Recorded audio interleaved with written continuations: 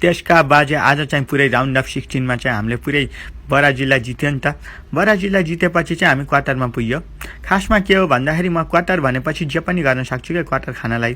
त्यही भएर मेरो अगाडि ब्राजिल आए पनि हामी चाहिँ पुरै नर्वे भए पनि जित्यो नि त। त्यसका बाजे क्वार्टर भनेपछि त फेरि पुरै कडै हो कि होइन। अनि आजको म्याचमा त्यसका बाजे के भयो भन्दाखेरि भिनीलाई चाहिँ हामीले ब्राजिलको भिनीलाई चाहिँ पुरै इनिमिनी पारामा खेलाइयो होइन। अलि तर के छ भन्दाखेरि अलिकति मलाई दुःख के लागिरहेछ भन्दाखेरि अलिकति नेमारलाई चाहिँ अब अन्तिम वर्ल्ड कप भयो त्यसको चाहिँ अलिकति मलाई मनमा चसक्क भइरहेको छ। तर के गर्ने होइन, त्यस्तै छ।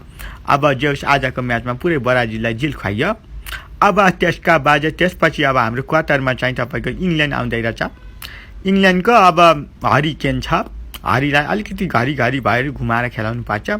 अनि अर्को जुड कभी खुसी कभी गम रहेछ।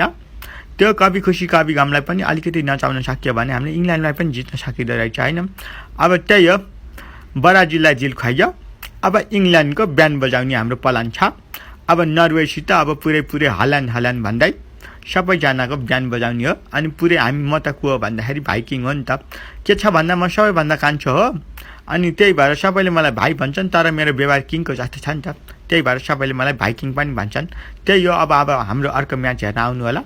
नर्वेले अब सबैलाई नर्वे भन्न थालिसक्यो भनेर बुझ्नु होला। त्यही हो त्यसका बाजे अब हामी चाहिँ पुरै जित्ने हो है।